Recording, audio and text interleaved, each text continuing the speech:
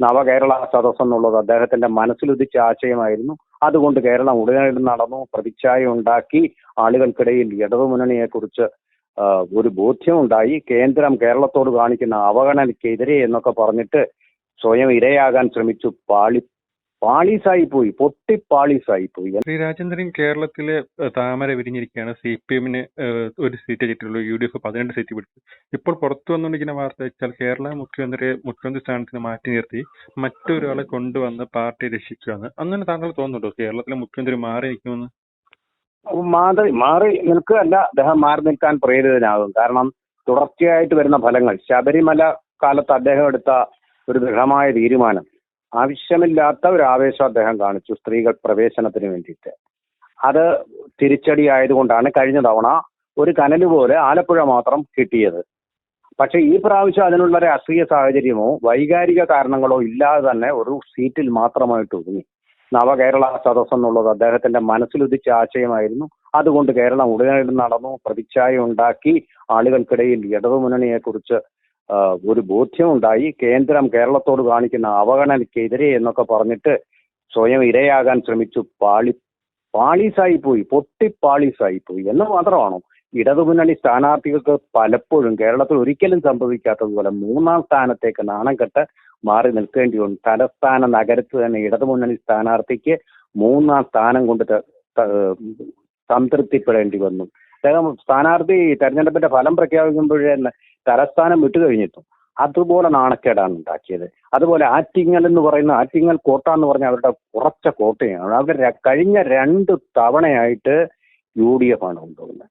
ഇത് CPM-ന് കേരള മണ്ണിലുള്ള ഇടം നഷ്ടപ്പെടുത്തി എന്ന് മാത്രമാണോ? ഇപ്പൊ പാർലമെന്റിലെ മരപ്പെട്ടിയുടെയോ അല്ലെങ്കിൽ ഈനാമ്പേറ്റിയുടെ ചിഹ്നം ദേശീയ പാർട്ടി എന്നുള്ള പദവി നഷ്ടപ്പെട്ട് അതിന്റെ ചിഹ്നം അരിവാൾ ചുറ്റിയ നക്ഷത്രം എന്നുള്ള ചിഹ്നം നഷ്ടപ്പെട്ട് ഈനാമ്പേറ്റിയുടെയോ മരപ്പെട്ടിയുടെയോ ഒക്കെ ചിഹ്നമായിട്ട് ലഭിക്കുന്ന ഒരു സാഹചര്യത്തിലേക്കാണ് പാർട്ടി പോയിരിക്കുന്നത്. തമിഴ്നാട്ടിൽ DMK-യുടെ കെയറോഫിൽ ഒരു സീറ്റ്, ഒറീസയിൽ ഒരു സീറ്റ്, രാജസ്ഥാനിൽ ക്ഷേത്രത്തിന്റെ അനുഗ്രഹം കൂടി തേടി പ്രസംഗിച്ച CPM-ന് ഒരു സീറ്റ്. അങ്ങനെ 4 സീറ്റാണ് മൊത്തം കിട്ടിയിരിക്കുന്നത്. ഒരു ദേശീയ പാർട്ടി 40 സീറ്റ് വരെ കിട്ടി. പ്രതിപക്ഷമായിരുന്ന AKG പ്രതിപക്ഷ നേതാവായിരുന്ന ഒരു പാർട്ടിയുടെ ഗതികേട്, അധപ്പതനം. ഇവിടെ ഇല്ലെങ്കിൽ പിന്നെ എവിടെ? ബംഗാളിലൊന്നുമില്ല, കോൺഗ്രസുമായിട്ട് കൂട്ടുപിടിച്ചിട്ടൊന്നുമില്ല. അതിന് രാഷ്ട്രീയ കാരണം ഒരുപാട് ചർച്ചകളിൽ പറയാനുണ്ട്. ചുരുക്കുകയാണ്. അപ്പൊ അങ്ങനെ ഒരു നാണക്കേടിൽ നിന്ന് പാർട്ടിയെ രക്ഷിക്കാൻ, അതിന്റെ മുഖം രക്ഷിക്കാൻ മുഖ്യമന്ത്രിയെ തന്ത്രപരമായ കാരണങ്ങൾ പറഞ്ഞുണ്ട്. അദ്ദേഹത്തിന്റെ ആരോഗ്യ പ്രശ്നം, അതുപോലെ തന്നെ അദ്ദേഹത്തിന്റെ പ്രായാധിക്യം, ഇതൊക്കെ പറഞ്ഞുകൊണ്ട് മാറ്റി നിർത്തി ഒരു കുറച്ചുകൂടി യുവാവായിട്ടും ഊർജ്ജസ്വലതയുള്ളതുമായിട്ടുള്ള ഒരാളിനെ കൊണ്ടുവരിക എന്നുള്ളതാണ്. പക്ഷെ ഇതിനു മുമ്പിലുള്ള പ്രധാനപ്പെട്ട വെല്ലുവിളി, കേരളത്തിലെ ജനങ്ങളിൽ കൂടുതലും മുഖ്യമന്ത്രി സ്ഥാനത്തേക്ക് സ്വീകാര്യനായ വ്യക്തി പിണറായി വിജയനാണെന്നുള്ള ഒരു യാഥാർത്ഥ്യം കൂടി നമുക്ക് സർവേകളിൽ നിന്ന് വ്യക്തമാവുന്നുണ്ട്. പക്ഷേ ഈ സർവേകളും അതുപോലെ എക്സിറ്റ് പോളുകളും ഒന്നും വിശ്വാസ്യത ഉള്ളതല്ല എന്നാണിപ്പോ തെളിയിക്കുന്നത്. അതുകൊണ്ട് പാർട്ടി ഒരു തീരുമാനം എടുക്കും. തീർച്ചയായിട്ടും മുഖ്യമന്ത്രി സ്ഥാനത്തേക്ക് കുറച്ചുകൂടി പ്രതിച്ഛായ ഉണ്ടാക്കാൻ കഴിവുള്ള ഒരാൾ വരും.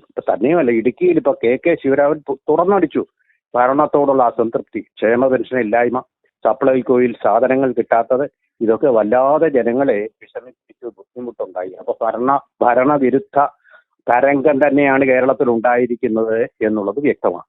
തന്നെയല്ല, കോൺഗ്രസ് തന്നെ ചില മന്ത്രിമാരുടെയും മന്ത്രിസഭയുടെ ഒരുമിച്ചുള്ള രാജിയല്ല, ചില മന്ത്രിമാരെങ്കിലും രാജിവെക്കണം. മുഹമ്മദ് റിയാസ് പാർട്ടി ഇപ്പൊ ഭരിക്കുന്നത് തന്നെ കേരളത്തിലെ മുഖ്യമന്ത്രിയാണ്. മുഖ്യമന്ത്രി പറയുന്നതാണ് പാർട്ടി വിട്ടുകേൾക്കണം എന്നൊരു വാർത്ത പുറത്ത് വന്നിട്ടുണ്ട്. അപ്പൊ ആ പാർട്ടി പറയുന്നത് മുഖ്യമന്ത്രി കേൾക്കുന്നു. അല്ല, മുഖ്യമന്ത്രിക്ക് തന്നെ ഇപ്പൊ മടുത്തിട്ടുണ്ട്. അദ്ദേഹത്തിന്റെ ഈ നയങ്ങളെല്ലാം തന്നെ അദ്ദേഹം പ്ലാൻ ചെയ്യുന്ന രീതിയിലുള്ള ഒരു പ്രതിച്ഛായ ജനങ്ങളിൽ ഉളവാക്കുന്നില്ല, ഫലിക്കുന്നില്ല എന്നുള്ളൊരു അദ്ദേഹത്തിന് തന്നെ ഒരു നിസ്സംഗത ഇപ്പൊ കൈവരുന്നിട്ടുണ്ട്. അദ്ദേഹത്തിന്റെ ശരീരഭാഷ ശ്രദ്ധിച്ചാലും പത്രങ്ങളുള്ള പെരുമാറ്റം നോക്കിയാലും ഒക്കെ നമുക്ക് വ്യക്തവും ബോധ്യവുമാവുന്ന കാര്യമാണ്. അപ്പൊ അതുകൊണ്ട് തന്നെ അദ്ദേഹം ഒന്ന് മാറി നിൽക്കാൻ സ്വമേധയാ ചിലപ്പോൾ സന്നദ്ധനായെന്ന് വരും. അങ്ങനെ വരുമ്പോൾ വേറൊരാളെ അവിടെ പ്രതിഷ്ഠിക്കേണ്ടതായിട്ട് വരും. അദ്ദേഹത്തിന്റെ പോളിറ്റ് ബ്യൂറോയിലുള്ള സ്വാധീനവും മറ്റു കാര്യങ്ങളും അതേപടി തുടർന്നുകൊണ്ട് വേറൊരാളിനെ ആ മുഖ്യമന്ത്രി സ്ഥാനത്തേക്ക്, അതാര് എന്നുള്ളതാണ് ഈ കേരളത്തെ അലട്ടുന്ന പ്രധാന പ്രശ്നം. അങ്ങനെ ഒരു തീരുമാനം പാർട്ടിയിൽ ഉണ്ടായാൽ അത്ഭുതപ്പെടേണ്ടതില്ല. സംസ്ഥാന കമ്മിറ്റി മുഖ്യമന്ത്രി സ്ഥാനം ആർക്കാണ്, മുഖ്യമന്ത്രി പിണറായി വിജയൻ സ്ഥാനം ഒഴിയുമെന്ന് കണ്ടറിയാം. അതെ, അത് കണ്ടറിയാം.